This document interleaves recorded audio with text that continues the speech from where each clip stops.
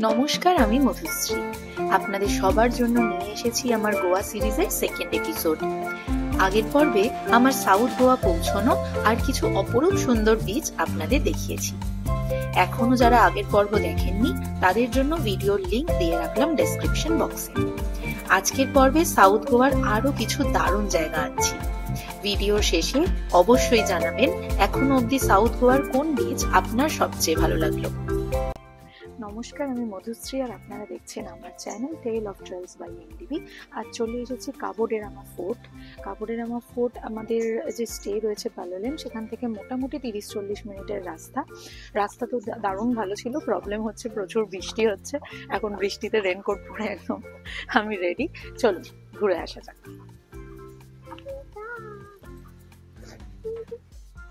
এইখানে গেট থেকে এন্ট্রি করেই প্রথমত তো গেটে আপনাদের কিছু একটা ভ্যালিড আইডি প্রুফ লাগবে।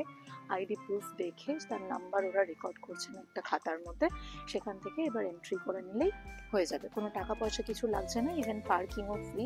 প্রথমে ঢুকে এই চার্চ চোখে পড়লো, সেন্ট অ্যান্টনিস চার্চ। তো এরপরে একটু জঙ্গলের রাস্তা ধরে এগোবো, দেখা যাক ওই দিকটা কি আছে। আর ফোর্টের আরেকটা পার্টও রয়েছে, আরেকটা সাইড রয়েছে, সেখানেও যাব।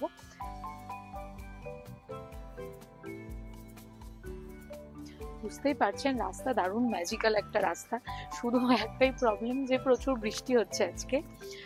মোটামুটি লাল মাটির রাস্তা, পাথুরে, একদমই আনকোড়া। দেখা যাক, যাই সামনে গিয়ে দেখি কি পাওয়া যায়। অনেকে গেছে সামনে অলরেডি, দেখা যাক।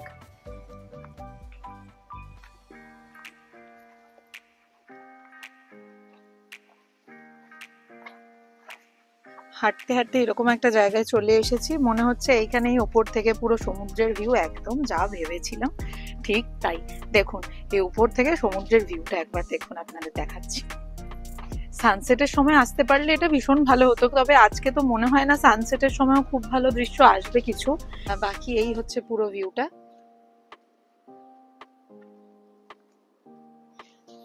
সবচেয়ে ভালো লাগছে যে এখন আমি ছাড়া এখানে আর কেউ নেই, তো একদম নিরিবিলি প্রকৃতিকে উপভোগ করা যাচ্ছে। এই আরেকটা দিক দারুণ সুন্দর। সবটা দেখুন, একদম রাস্টিক প্রকৃতিকে ধরে রাখা হয়েছে, কোনো মডিফিকেশন নেই, কিচ্ছু নেই। আমার খুব ভালো লাগলো। ওই যে নিচে এই জায়গাটা করেই দেখুন পেবেল বিচ দেখা যাচ্ছে। কাবো ডে রামা ফোর্ট থেকেই নিচে সিঁড়ি ধরে আপনি পেবেল বিচে নামতে পারবেন। আমিও যাব, আপনাদেরকে একদম সামনে থেকে দেখাবো। তার আগে জাস্ট এখান থেকে পুরো ভিউটা একবার নিয়ে নেওয়া যাক। এই দেখুন,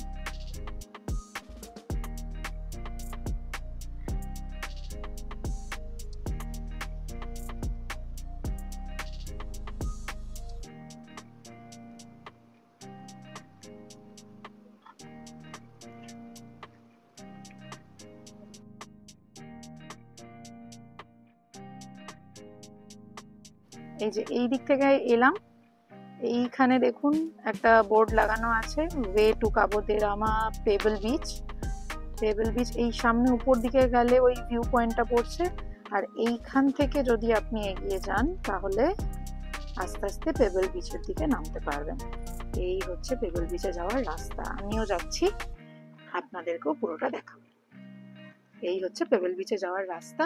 আচ্ছা, আমি ক্যামেরাটা একটু বন্ধ রাখছি কারণ রাস্তা তো খুব একটা ভালো নয়। নিচে নেমে আপনাদেরকে পুরোটা দেখাচ্ছি। এই হচ্ছে কাবো ডে রামা থেকে পেবেল বিচে যাওয়ার রাস্তা। যেহেতু ফোর্ট তাই একদম পাথুরে, কিছু সিঁড়ি করা আছে, তাও ভালো, অ্যাটলিস্ট সিঁড়ি তো করা আছে। এই যাচ্ছি নিচের দিকে।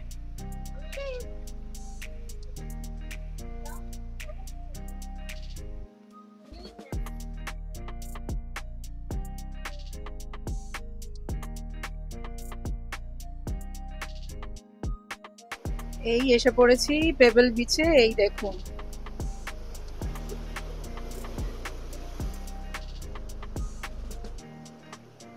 দারুণ সুন্দর। জলটা কিরকম ভাবে আছড়ে পড়ছে দেখছেন তো। পেবেল বিচের আকার ছোট হলে কি হবে, প্রাকৃতিক সৌন্দর্যে কোনো কমতি নেই। ছোট বড় নানান রঙের পাথর, আর তার ওপর আছড়ে পড়া ঢেউয়ের আসা যাওয়া।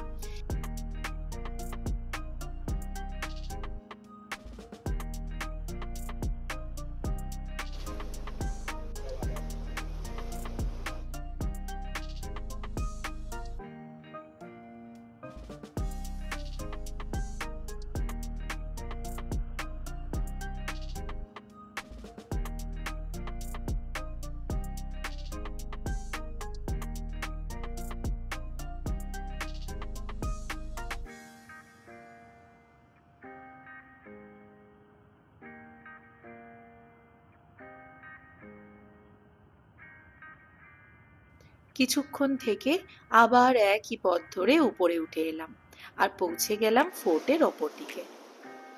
এই ফোর্টের অপর প্রান্ততে এলাম। এখানে দেখুন দু একটা তোপ পড়ে আছে। এটা সেনা ছাউনি টাইপের ছিল আর কি।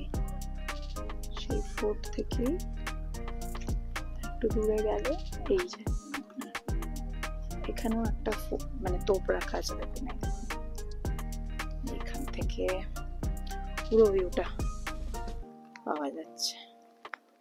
এই যেরকম এই হচ্ছে পুরো ভিউটা।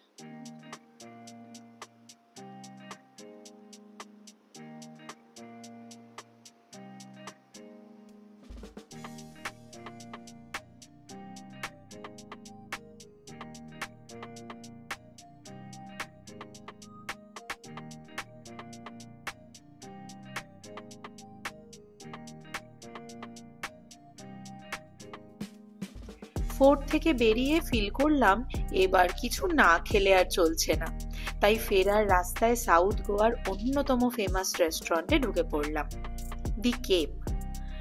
বৃষ্টিতে রেস্টুরেন্টের সামনে কাঁচা রাস্তার হাল খুব খারাপ, কিন্তু ভোজন প্রিয় বাঙালিকে এমন রাস্তা আটকে রাখতে পারে নাকি?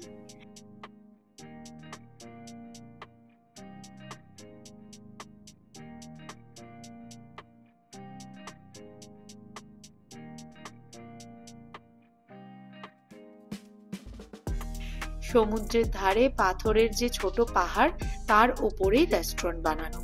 অ্যাম্বিয়েন্স সেরা, তার সাথে সমুদ্রের ভিউ তো আছেই। গোয়ান কুইজিন অর্ডার করলাম।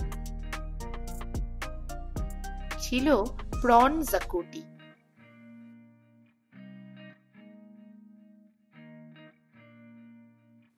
খাওয়া সেরে ফেরার পথ ধরলাম।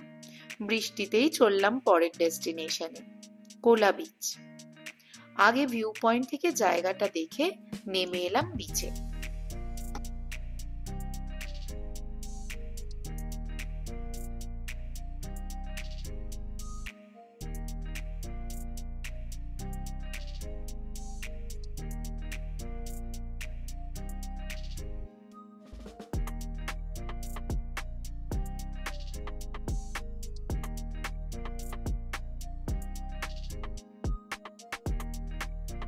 কোলা বিচে তো আপনারা ঘুরতেই পারেন। আর এইখানে দেখুন আপনি ব্যাক ওয়াটারে কায়াকিং করতে পারেন।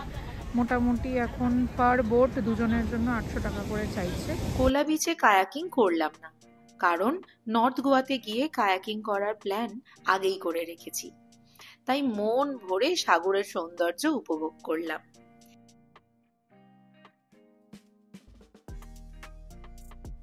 আকাশে কালো মেঘের ঘনঘটা আর সামনে উত্তাল সমুদ্রের গর্জন, সব মিলিয়ে আমার সাউথ গোয়া ট্রিপ একেবারে জমে উঠেছে।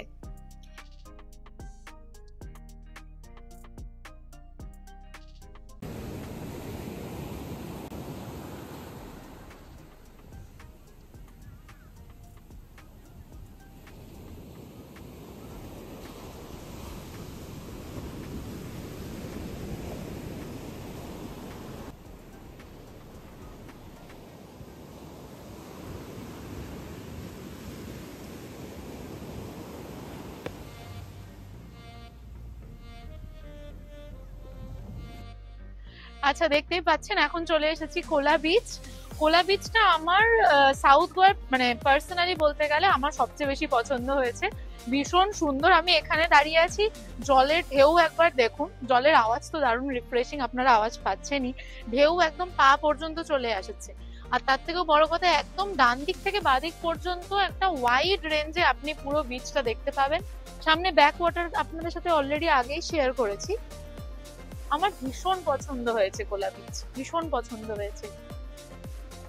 বৃষ্টি পড়ছে তাই একটু ধোঁয়াশা ধোঁয়াশা রয়েছে, নয়তো জলের রং আরো সুন্দর দেখাতো, আর একটু নীলচে সবুজ রঙের জল আপনি দেখতে পেতেন। বাকি সবটা মিলে দারুণ। এই দেখুন কোথায় চলে আসছে জল, একদম পা পর্যন্ত। দারুণ সুন্দর লাগছে, দারুণ, খুব মজা করছি।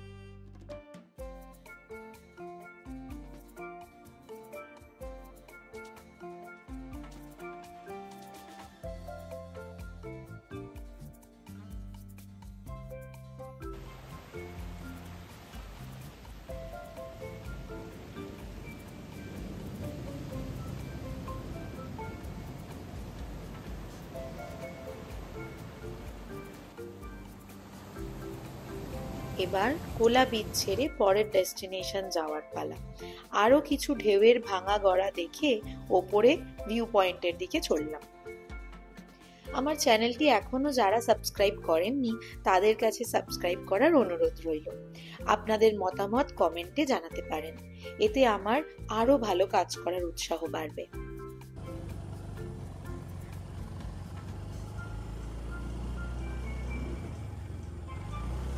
এই কোলা বিচ থেকে ফেরার পথে আপনাদেরকে রাস্তাটা একবার দেখাচ্ছি। এই রাস্তা ধরেই এসেছিলাম। দেখুন, মেন রাস্তা থেকে এরকম অফ রোড রয়েছে প্রায় 1-1.5 কিলোমিটার মতো আর কি। সেটা আপনাদেরকে একটু কষ্টে শিষ্টে পেরিয়ে যেতে হবে। তারপরে যেটা পাবেন সেটা তো দেখলেনই আপনি, আমি শেয়ার করেছি। না এলে সত্যি বড় মিস হয়ে যেত। কোলা বিচ যে এত সুন্দর হবে আমি তো ভাবিনি। আর এখন বর্ষা আছে বলেই হয়তো জল প্রচুর বেশি, প্রচুর বড় বড় ঢেউ, দারুণ ভালো লাগে।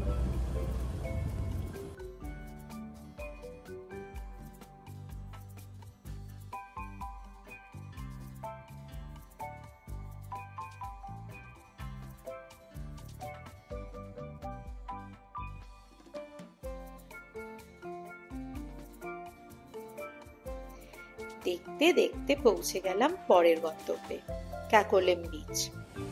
এই হচ্ছে ক্যাকোলেম বিচ।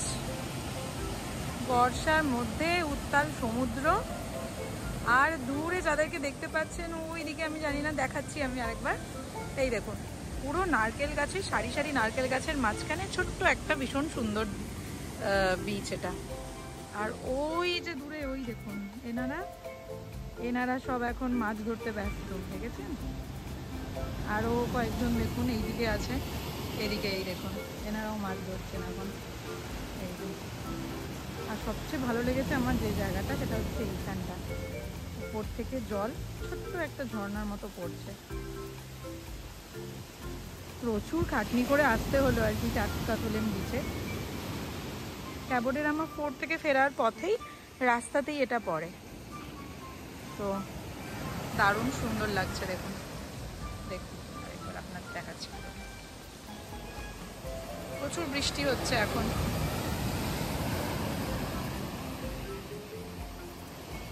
সব মিলে অনবদ্য লাগছে এই বিচটাও।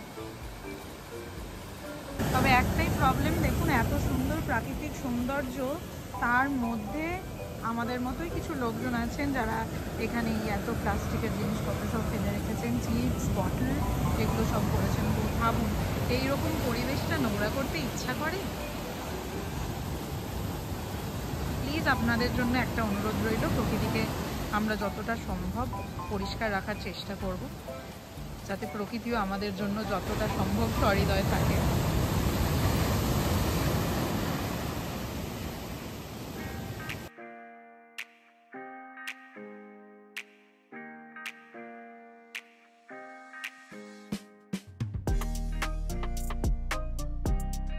ক্যাকোলেম বিচে পৌঁছানো ইজি ছিল না। স্থানীয় যারা মাছ ধরার জন্য যাচ্ছিলেন তাদের সাথেই জঙ্গলের রাস্তা দিয়ে নেমে গেছিলাম। তবে না গেলে এমন সুন্দর সারি বাঁধা নারকেল গাছে ঘেরা ছোট্ট বিচটা মিস হয়ে যেত। ফেরার পথে দেখে নিলাম আগন্ডা বিচ। এই চলে এসেছি আগন্ডা বিচে, বাট একটা প্রবলেম হচ্ছে আগন্ডা বিচে না কোনো পার্কিংয়ের জায়গা নেই। আর আমার পার্সোনালি খুব একটা ভালো লাগছে না, তার কারণ বিচটা ভীষণ নোংরা, ভীষণ নোংরা। বাকি ক্যাকোলেম বিচটা আমার মনে হচ্ছে কম্প্যারেটিভলি বেটার। এই আমার মনে হয় যে এই দিকটা যেটা দেখা যাচ্ছে, এটার ওই দিকটাতেই হচ্ছে ক্যাকোলেম বিচ পড়বে, মানে বাটারফ্লাই বিচ, ক্যাকোলেম সব ওই দিকটাতেই পড়বে।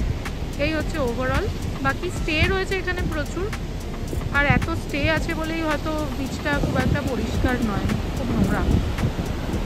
যাই হোক, আমার কাজ আপনাদের কাছে সমস্ত বিচগুলো ঘুরে দেখানো, আমি তাই দেখাচ্ছি। দেখুন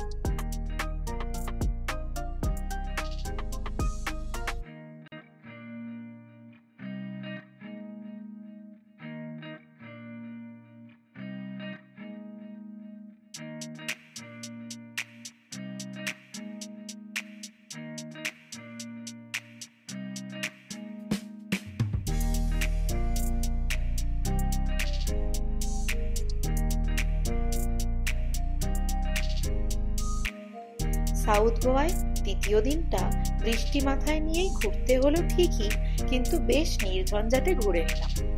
কিছু কিছু বিচ তো বেশ খালিও ছিল। আপনারাও কমেন্টে জানাবেন আমার সাউথ গোয়ার দুদিনের দেখানো কোন জায়গাটা আপনাদের সবচেয়ে ভালো লেগেছে।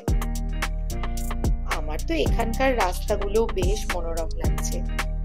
পরের দিন সকালে বৃষ্টি আরো বাড়ল, তবে আমার তো এবার নর্থ গোয়া যাওয়ার পালা। তাই গোয়া মাইলস অ্যাপ থেকে গাড়ি বুক করে নিলাম আর চললাম নর্থ গোয়ার উদ্দেশ্যে। পরের পর্বে থাকবে নর্থ গোয়া ভ্রমণের সমস্ত বিবরণ। ভালো থাকবেন, পাশে থাকবেন আর দেখতে থাকবেন আমার channel tale of trails by MD.